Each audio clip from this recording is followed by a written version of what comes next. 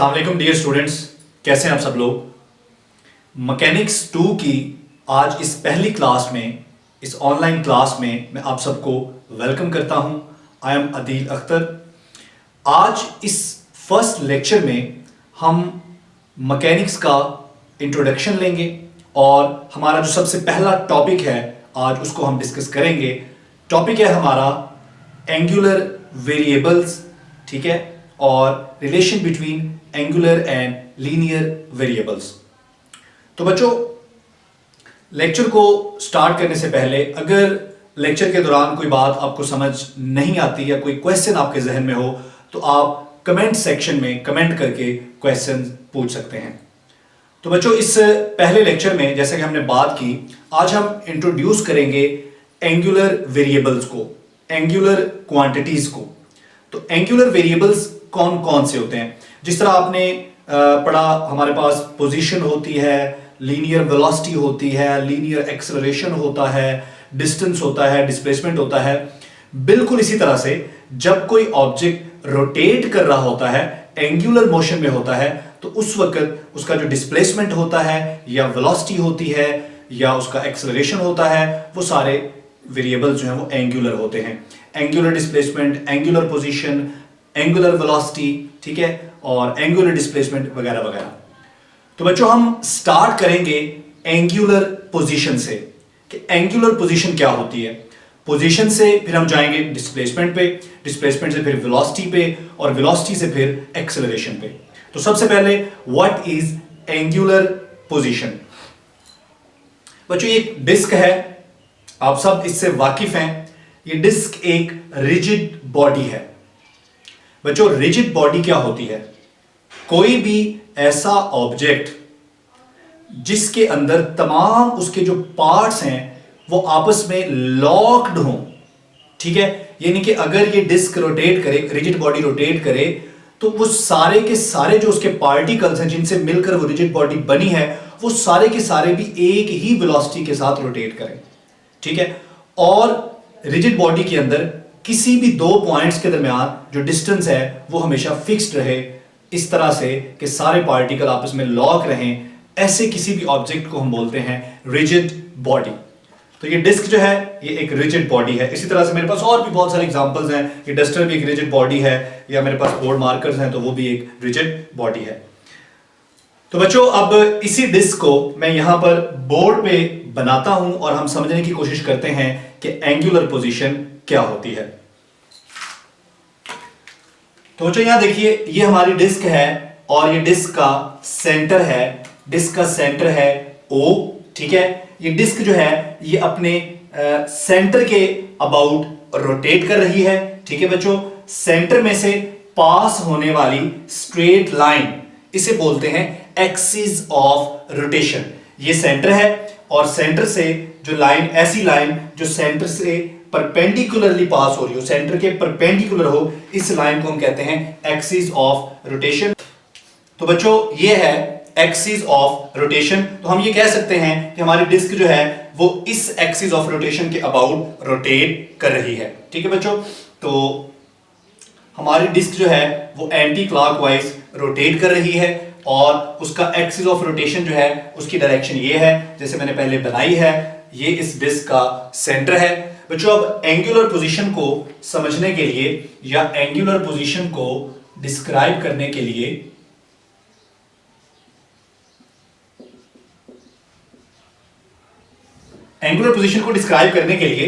हम यहां पर इस डिस्क के ऊपर एक रेफरेंस लाइन बना लेते हैं खुद से। तो ये है हमारी एक फिक्स रेफरेंस लाइन। यहां पर और बातें भी आपने ज़हन में रखनी है। ये जो सेंटर है ये भी फिक्स्ड है, हमारा एक्सिस ऑफ रोटेशन जो है वो भी फिक्स्ड है। बच्चों, ये रेफरेंस लाइन हमने यहां पर ड्रॉ कर ली है। अब आपको पता है कि ये डिस्क जो है ये बहुत सारे पार्टिकल्स से मिलकर बनी है। तो ऐसा ही कोई एक पार्टिकल हम सेलेक्ट कर लेते हैं। तो ये एक पार्टिकल हमने सेलेक्ट कर लिया।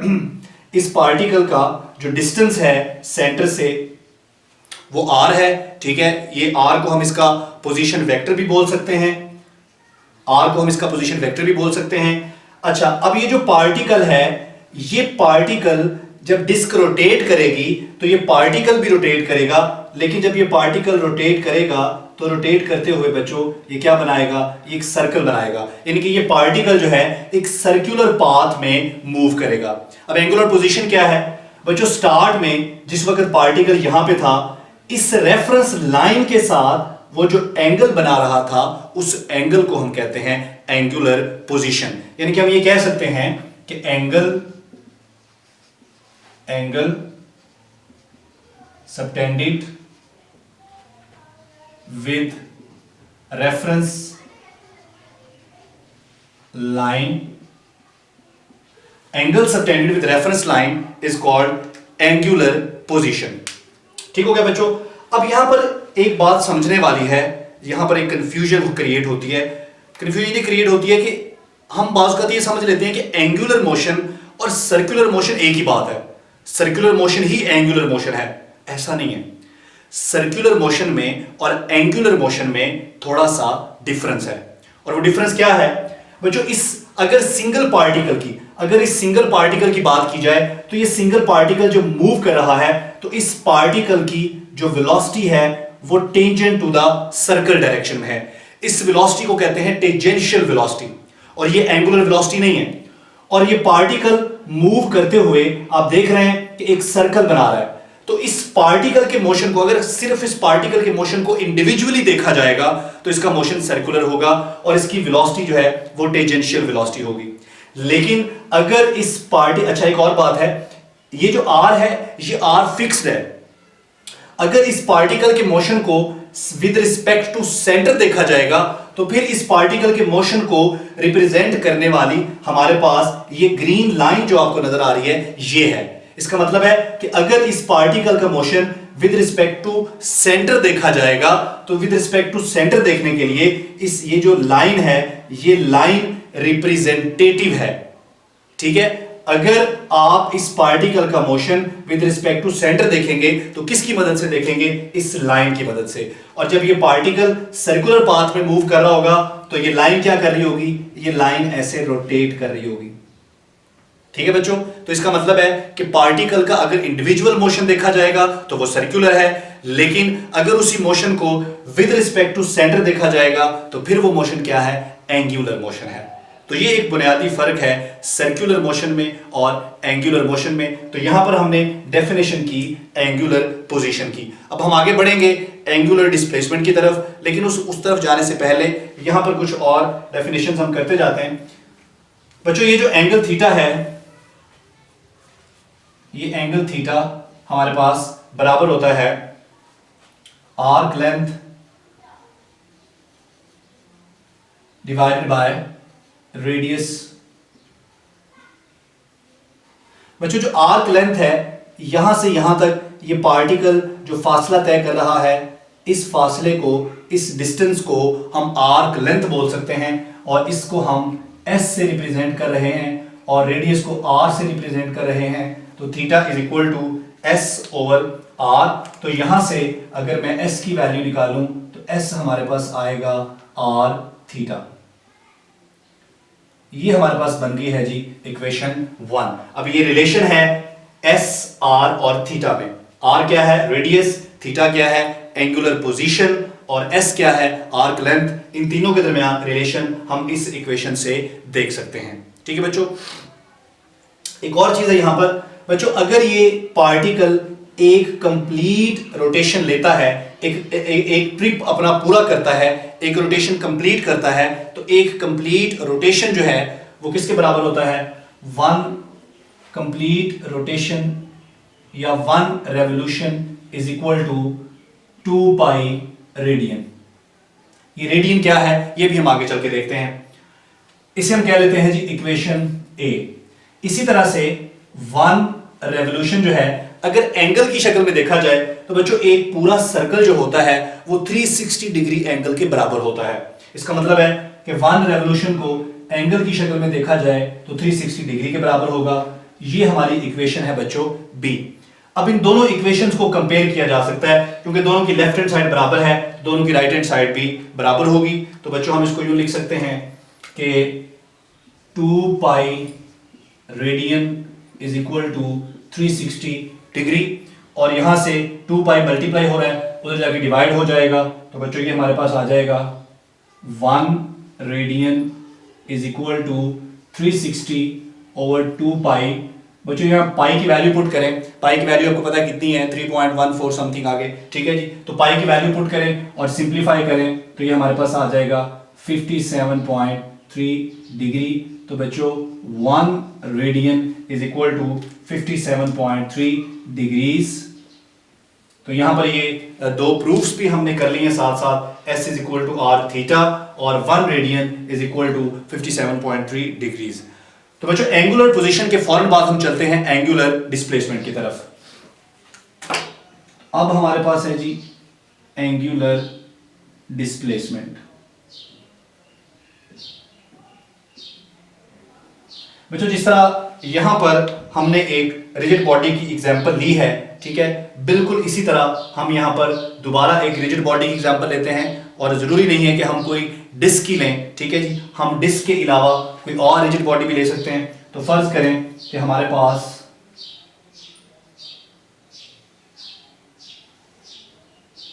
ये बच्चों हमारा फ्रेम ऑफ रेफरेंस है, हमारा कोऑर्डिनेट सिस्टम है, ये हमारे पास एक्स एक्सिस है, ये हमारे पास वाई एक्सिस है, और ये हमारे पास जी एक्सिस है। यहां पर हमारे पास एक रिजिड बॉडी है बच्चों,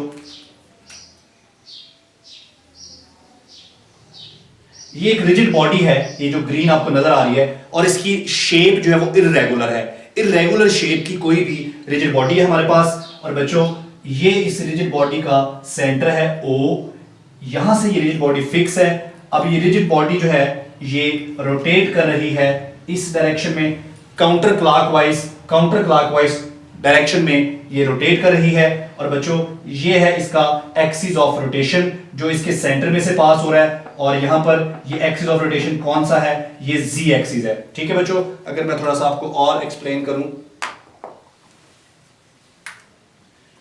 तो ये देखिए ये आपका है एक्स एक्सिस, ये आपका है वाई एक्सिस, और ये आपका रिजिड बॉडी है। आपका रिजिड बॉडी जो है वो रोटेट कर रहा है, ठीक है जी, इस तरह से एक्स और वाई प्लेन के दरमियान। ये आपका एक्स एक्सिस है और ये वाई एक्सिस है, ठीक है जी, इसके दरमियान आपका रिजिड बॉडी पड़ा है, ठीक है। और ये जो तीसरा एक्सिस है जी एक्सिस, ठीक है, ये एक्सिस ऑफ रोटेशन है, ठीक है, इसके अबाउट वो रोटेट कर रहा है, ठीक है। तो इस तरह से आपका रिजिड बॉडी इस तरह से रोटेट कर रहा है, और ये है उसका एक्सिस ऑफ रोटेशन। तो यूं आप बता सकते हैं कि ये आपका रिजिड बॉडी पड़ा है, ठीक है जी, इस तरह से रिजिड बॉडी रोटेट कर रहा है, और ये उसका एक्सिस ऑफ रोटेशन है। तो बच्चों पहले की तरह हम फिर क्या करते हैं, हम एक पॉइंट पार्टिकल उस रिजिड बॉडी के अंदर कंसीडर कर लेते हैं, क्योंकि रिजिड बॉडी जो है वो बहुत सारे पार्टिकल से मिलकर बनता है। तो ऐसा ही कोई एक पार्टिकल हम यहां पर सेलेक्ट कर लेते हैं, ये है पार्टिकल P जो हमने सेलेक्ट कर लिया। और बच्चों ये जो एक्स एक्सिस है ये हमारी रेफरेंस लाइन है, और इस वक्त जिस पॉइंट पे हमारा पार्टिकल है इस पॉइंट को हम कह देते हैं पॉइंट A, और हमारे पार्टिकल का जो एंगल है एक्स एक्सिस के साथ इसको हम थीटा आई कह देते हैं। तो बच्चों हमारे पार्टिकल की जो एंगुलर पोजीशन है वो क्या है, थीटा आई, ठीक है।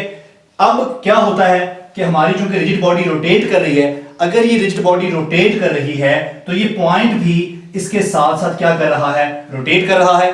तो आफ्टर सम टाइम, कुछ टाइम के बाद हमारा जो पार्टिकल है वो एक नई पोजीशन पे चला जाता है, और जो नई पोजीशन है इसको हम कह देते हैं जी बी। अब जो हमारे पार्टिकल का एंगल है, पहले एंगल कितना था, थीटा आई था। अब जब ये पार्टिकल ए से बी पे पहुंच गया, पहले ये ए पे था अब ये बी पे पहुंच गया, तो ए से बी तक जाते हुए जो नया एंगल है वो क्या हो गया, थीटा एफ हो गया। हमारी एंगुलर पोजीशन जो है वो चेंज हो गई। पहले हमारी एंगुलर पोजीशन थी थीटा आई, अब हमारी एंगुलर पोजीशन हो गई थीटा एफ। तो बच्चों एंगुलर पोजीशन में जो चेंज आया है that change is called angular displacement. तो ये जो चेंज आया है इस चेंज को हम कैसे निकाल सकते हैं, change in theta is equal to theta F minus theta I. तो बच्चों एंगुलर पोजीशन में जो चेंज आया है that is called angular displacement. तो यहां पर ये जो आपको नजर आ रहा है डेल थीटा, ये डेल थीटा आपका एंगुलर डिस्प्लेसमेंट है। तो आप इसको डिफाइन कर सकते हैं कि change in angular position, change in angular position is called angular displacement।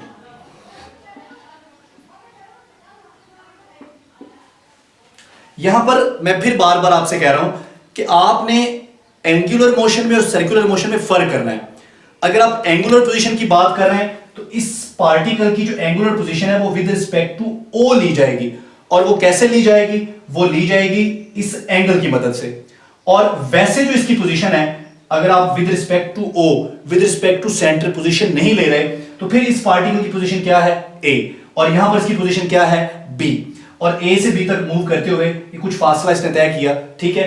लेकिन अगर आप एंगुलर पोजीशन की बात करेंगे तो एंगुलर पोजीशन हमेशा किससे ली जाएगी, एंगल से। तो यहां पर इसकी एंगुलर पोजीशन है with respect to centre theta I, और जब ये यहां पहुंच गया है तो इसकी नई एंगुलर पोजीशन है with respect to centre theta F. तो ये जो एंगल की फॉर्म में चेंज आया है, ये जो एंगुलर पोजीशन चेंज हुई है, इस एंगुलर पोजीशन में चेंज को हम एंगुलर डिस्प्लेसमेंट कहेंगे, और एंगुलर डिस्प्लेसमेंट को हम डेल थीटा से रिप्रेजेंट करते हैं। और बच्चों इसका जो यूनिट है वो है रेडियन। एंगुलर डिस्प्लेसमेंट का यूनिट क्या है, रेडियन है। एक और बात है यहां पर, इसकी एंगुलर डिस्प्लेसमेंट की डायरेक्शन कैसे ली जाएगी। बच्चों एंगुलर डिस्प्लेसमेंट की डायरेक्शन फाइंड करने के लिए हम राइट हैंड रूल यूज करेंगे।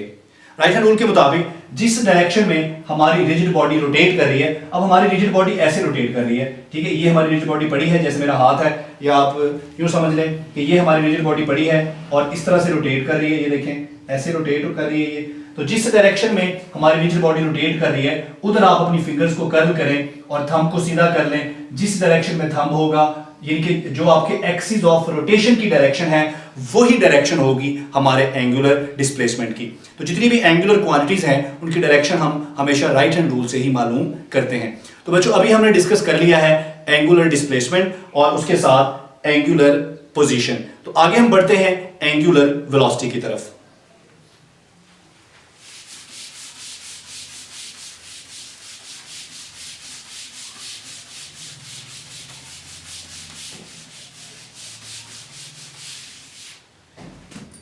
अब हम बात करने जा रहे हैं जी एंगुलर वेलोसिटी की।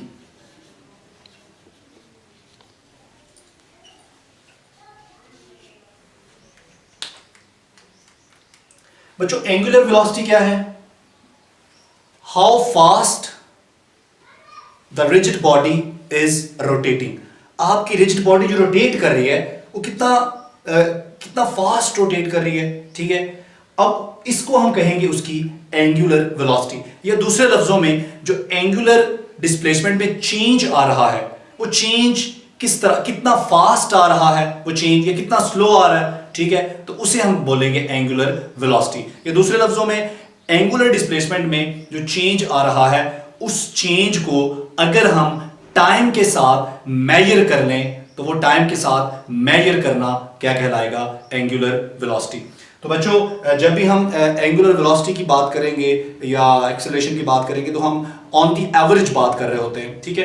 तो हमारी जो एवरेज एंगुलर वेलोसिटी है बच्चों, एंगुलर वेलोसिटी को ओमेगा से रिप्रेजेंट करते हैं और ये बराबर होगी चेंज इन एंगुलर पोजीशन या change in angular displacement with respect to time, ठीक है। तो ये है हमारी एंगुलर वेलोसिटी। आप कह सकते हैं rate of change of angular displacement is called angular velocity.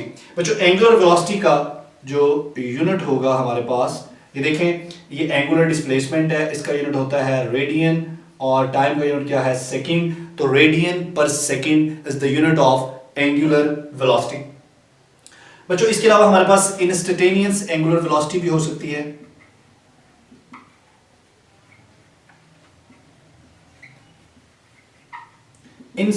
Instantaneous angular velocity ये क्या होती है, angular velocity at any instant of time is called instantaneous angular velocity. तो बच्चों इंस्टेंटेनियस एंगुलर वेलोसिटी को हम w इंस्टेंटेनियस से रिप्रेजेंट करते हैं और यहां पर हमें लिमिट लगानी पड़ती है क्योंकि ये हम बात करें at any instant of time. अब ये जो इंस्टेंट ऑफ टाइम होता है ये इतना शॉर्ट इंटरवल होता है टाइम का कि हमें यहाँ टाइम के साथ लिमिट लगानी पड़ेगी। Limit time approaches to zero. Time इतना शॉर्ट है, टाइम इंटरवल इतना शॉर्ट है, इतना स्मॉल है कि हमें वो अप्रोचेस टू जीरो है, जीरो नहीं है लेकिन अप्रोचेस टू जीरो है, इसलिए हमें यहाँ पर लिमिट लगाना पड़ा। तो यहाँ हमारे पास आ जाएगा जी del theta over del T और इस पूरे फार्मूले को हम रिप्रेजेंट कर सकते हैं with D theta over D T. तो बच्चों हमारी इंस्टेंटेनियस एंगुलर वेलोसिटी किसके बराबर है? D theta over D T.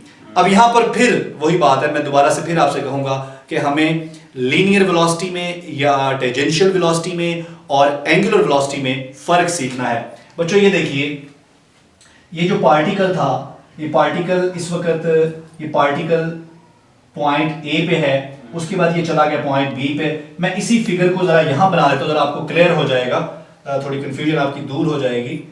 ये देखिए जी, ये हमारा एक्सिस, हमारा फ्रेम ऑफ रेफरेंस है, ठीक है। हमने कहा कि शुरू में हमारा पार्टिकल जो है वो यहां पे था, इस पोजीशन को हमने ए कहा, फिर हमारा पार्टिकल एक नई पोजीशन पे चला गया, पोजीशन बी पर। बच्चों सेंटर से इस पार्टिकल तक जो डिस्टेंस है वो r है, रेडियस वेक्टर, और ये फिक्स्ड डिस्टेंस होता है। यहां पर भी ये क्या होगा? r होगा। बच्चों हमारे पार्टिकल ने मूव किया a से b तक। a से b तक मूव करते हुए इसने कुछ डिस्टेंस ट्रेवल किया s। ये डिस्टेंस इसका सिंपल डिस्टेंस है, लेकिन अगर आप एंगुलर डिस्प्लेसमेंट की बात करेंगे तो फिर वो किस सेंस में लेते हैं वो हम लेते हैं विद रिस्पेक्ट टू ओरिजिन। और वो कैसे लेते हैं बच्चों? जब ये पॉइंट ए पे था तो इसका एंगल था थीटा आई, जब ये पॉइंट बी पे चला गया तो नया एंगल बना थीटा एफ, ठीक है। तो थीटा आई से थीटा एफ जो एंगल में चेंज आया ये कहलाता है एंगुलर डिस्प्लेसमेंट।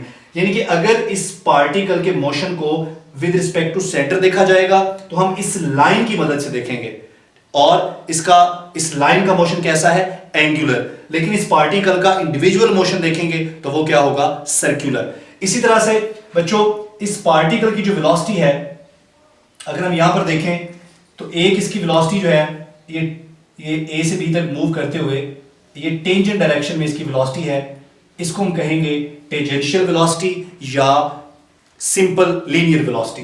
क्योंकि अगर ये पार्टिकल मुसलसल ऐसे मूव करता रहे तो ये क्या बनाएगा? ये एक सर्कल बनाएगा। तो इसकी वेलोसिटी किसी भी पॉइंट पे अगर आप निकालना चाहते हैं तो आप टेंजेंट ड्रॉ करके इसकी वेलोसिटी निकाल सकते हैं। तो ये वेलोसिटी जो टेंजेंट टू सर्कल डायरेक्शन में है ये इसकी लीनियर वेलोसिटी या टेंजेंशियल वेलोसिटी है। लेकिन अगर इसकी वेलोसिटी को देखा जाएगा विद रिस्पेक्ट टू, अगर इस पार्टिकल की वेलोसिटी को देखा जाएगा विद रिस्पेक्ट टू सेंटर, तो उसके लिए फिर पार्टिकल की वेलोसिटी को नहीं देखा जाएगा बल्कि इस लाइन की वेलोसिटी को देखा जाएगा। और इस लाइन की जो वेलोसिटी है, जो ग्रीन लाइन आपको नजर आ रही है, इस लाइन की जो वेलोसिटी है वो है एंगुलर वेलोसिटी। तो बच्चों ये फर्क है लीनियर वेलोसिटी में, एंगुलर वेलोसिटी में, एंगुलर मोशन में और सर्कुलर मोशन में। क्लियर हो गया? तो एंगुलर वेलोसिटी के बाद हम आगे बढ़ेंगे एंगुलर एक्सेलरेशन की तरफ। जी बच्चों अब हम देखने जा रहे हैं एंगुलर एक्सेलरेशन को।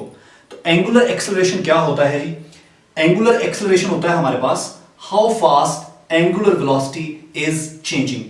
एंगुलर वेलोसिटी में जो चेंज आ रहा है वो कितना फास्ट आ रहा है, या एंगुलर वेलोसिटी में जो चेंज आ रहा है विद रिस्पेक्ट टू टाइम।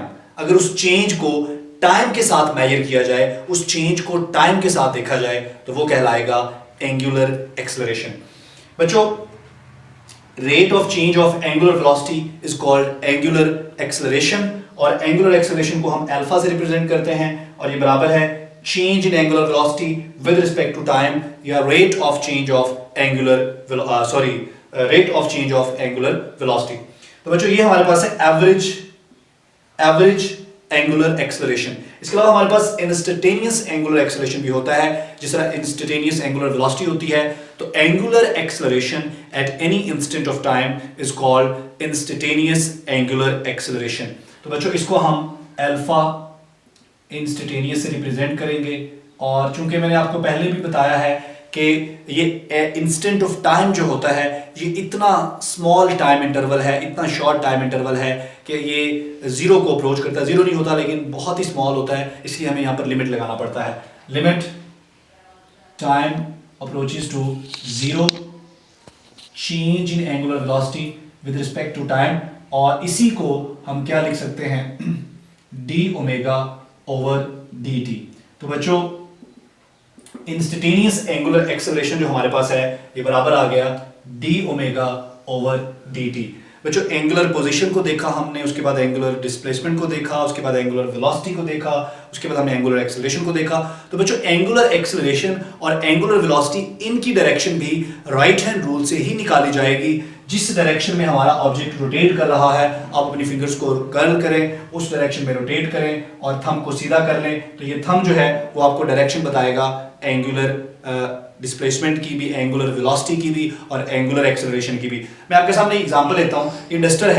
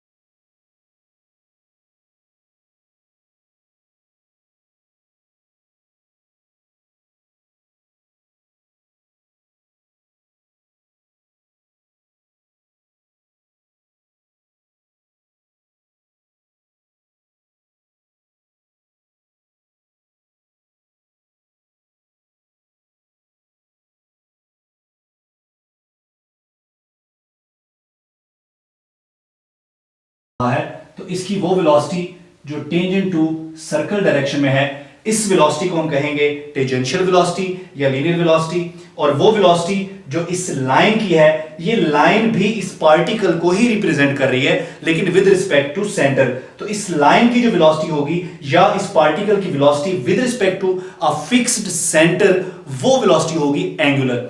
तो बच्चों हमने पढ़ा हुआ है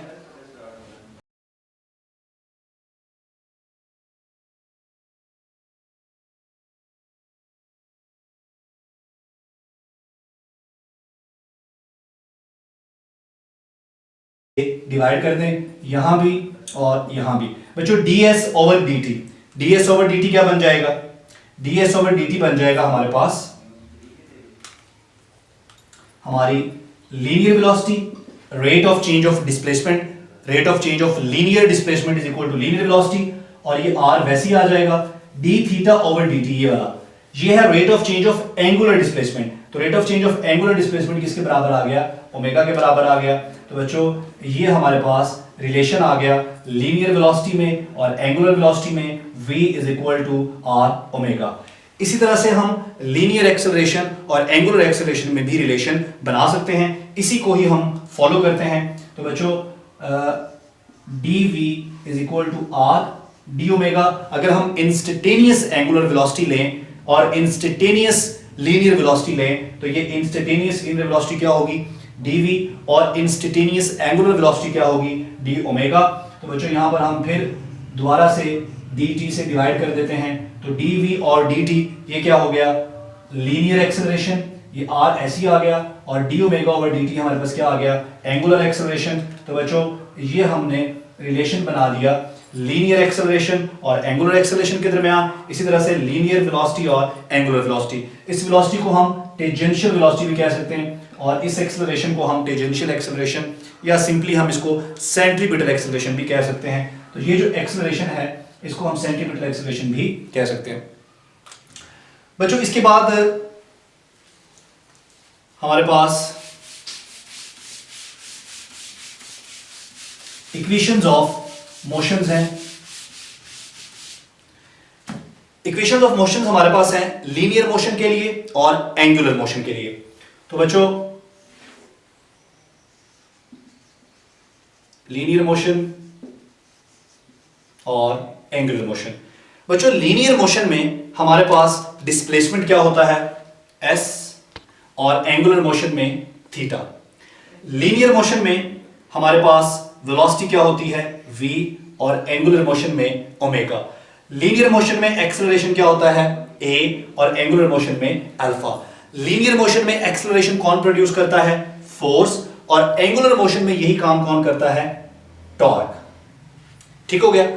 अब इनको देखते हुए हम इक्वेशंस ऑफ मोशन में भी कुछ चेंज कर सकते हैं।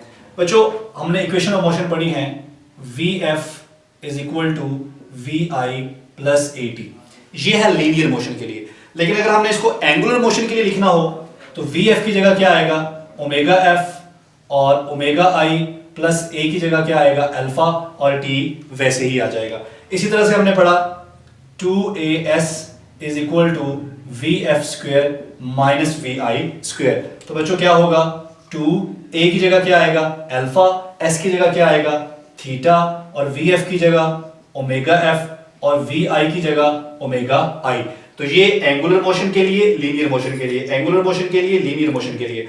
इसी तरह से हमने पढ़ा बच्चों s is equal to vt, और s की जगह हम क्या यूज करेंगे, थीटा, v की जगह ओमेगा, और t हमारे पास वैसे ही आ जाएगा। इसी तरह से बच्चों हमने पढ़ा s is equal to vit plus half at square.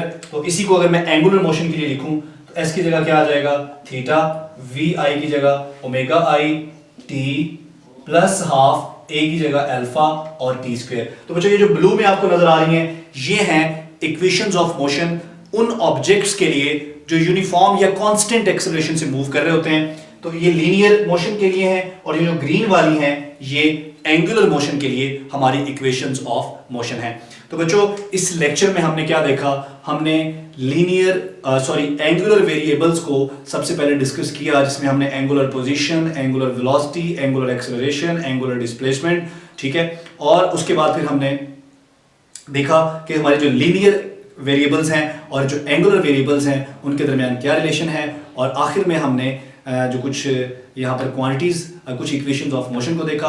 तो अगर कोई क्वेश्चन आपके जहन में है, कोई बात आपको अभी भी समझ नहीं आई, तो आप कमेंट में अपना क्वेश्चन पूछ सकते हैं। तो ये मैकेनिक्स 2 का, हमारी मैकेनिक्स जो अंडर ग्रेजुएट लेवल के लिए BS प्रोग्राम्स के लिए है, उसका आज पहला लेक्चर, ऑनलाइन लेक्चर खत्म हो गया। इंशाल्लाह नेक्स्ट लेक्चर में मिलेंगे। Thank you, Allah Hafiz.